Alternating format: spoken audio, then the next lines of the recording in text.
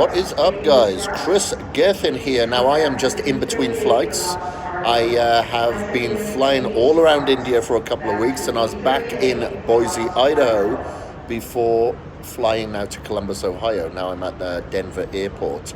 So obviously there's a lot of concern, a lot of scared people because of the coronavirus. Like, I have a business meeting scheduled in Columbus, Ohio that just got canceled because people are not traveling because of the coronavirus. So what can you do to protect yourself? Well, these are my tips, okay? You can choose whether to listen and apply or not, but this is based on my opinion. Remember, I'm not a doctor or physician by any means. However, I have not even had like a common cold for over 5 years. So these are, and I travel all the time. And these are some of the tips that I follow that maybe you can apply to yourself to increase your immune system response. So number one, sleep. Get plenty of sleep. I know it may seem so obvious and I'm preaching to the choir, but sleep is so important to enhance your recovery to help with your immune system. If you're low in sleep, then obviously your immune system is going to be compromised. So sleep is the number one thing. And what do you do to enhance your sleep? A few things. Make sure you shut off these devices for a good hour or so before bed. Don't expose yourself to artificial light. You'll notice that I'm wearing like blue light blocking glasses right now to block myself from some of the artificial light. A little bit is okay during the day. You want some blue rays to increase your cortisol response, but in the evening, you want to release melatonin to help you relax, help you sleep, and you're not going to be able to do that if you have a blue light penetrating your retina. So, restorative red light, sunlight in the morning, sunlight in the evening, great. Now, antioxidants. Think of strong antioxidants. Now, yesterday, I had a day in Boise before jumping on a flight again. So I had IV therapy. I had glutathione, I had vitamin C. So think of these vitamins that you could possibly take. If you can't get access to an IV lounge, for instance, then supplement. Maybe you're looking at a minimum of 1,000 milligrams of vitamin C, especially if you're exposed to a lot of free radical damage, oxidative stress. Vitamin C, glutathione, like a glutathione liposomal. I like to have like a Quicksilver Scientific brand when it comes to the glutathione. Look at your vitamin E. Look at the other antioxidants that you can get from your food. A lot of leafy greens. Whenever you're eating from the plate, I always say, think about the rainbow. Eat the rainbow on every single one of your plates. Further from that, make sure that you're hydrated, that you're getting plenty of electrolyte consumption.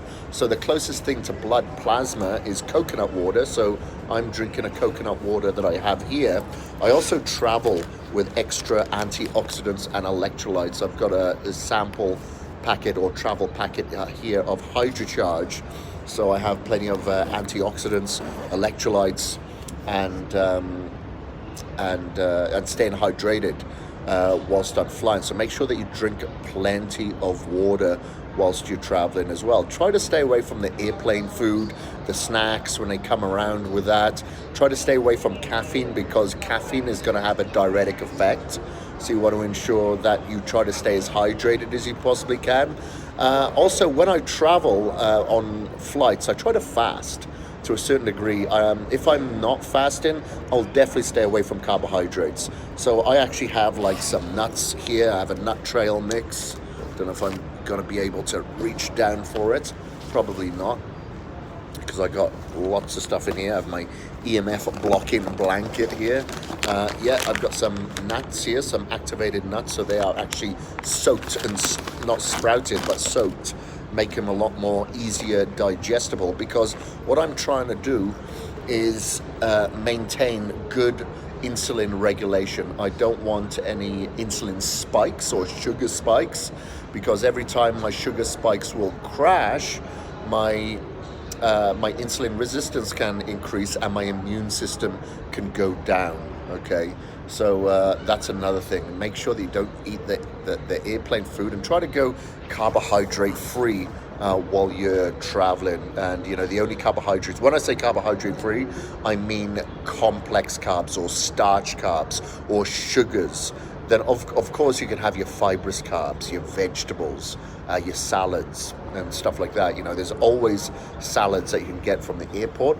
I much prefer to travel with my own food because I know that the food that you're going to get at the airport likely isn't going to be organic or grass-fed or humane raised. So they can be sprayed with glyphosate, they can have antibiotics in there, could be genetically modified.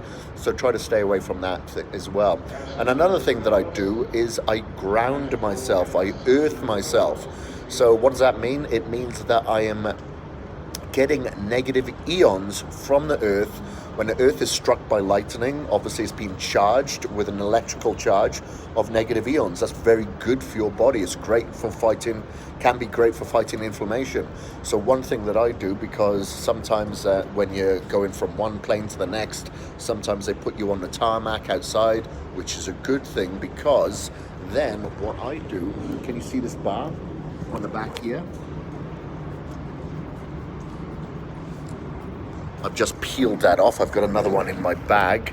That will run from the outside of my minimalist shoe to the inside of my shoe, okay? So creating conductivity from my foot to the earth. Of course, I'm not wearing socks in order to have that conduction. So that's another thing that I like to do as well. Of course, on top of that, you can wear a mask. I think it's called the N95 is probably the better mask that you can get right now. It's disposable, it's cheap. By the time this video comes out, maybe in a week or 2 weeks after this publication, maybe there's other masks out there. So you may want to do some research on what other masks are out there. Now, further from that, staying clean, having some sort of antibacterial solution with you. So I'm traveling around with this, you know, I'm always wiping my hands to make sure that I'm staying bacteria free. Of course, it's good to have a healthy microbiome that we have in our gut, in our mouth, on our skin. However, when we're traveling with the coronavirus, you may want to stay as sanitized as you humanly possibly can. So when you are on the plane, remember the armrests are one of the worst places that carries bacteria. So maybe wear long sleeves during that time. If you're not, make sure that you clean your forearms, either in the bathrooms, you know, on the plane or at the airport, wherever it may be, to stay as clean and hygienic as you possibly can. You know, so think about that. Keeping your hands clean. Wherever you are touching, keep that clean the whole time to make sure that you're not exposing yourself to further bacteria outside of that.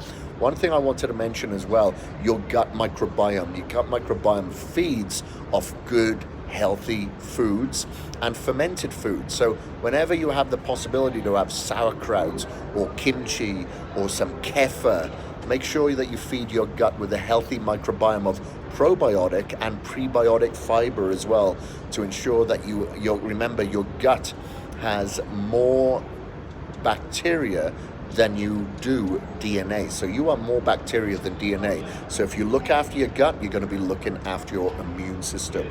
So anyway, guys, hopefully you enjoyed this video. Thank you very much for joining me. I can see there's a few of you on here right now.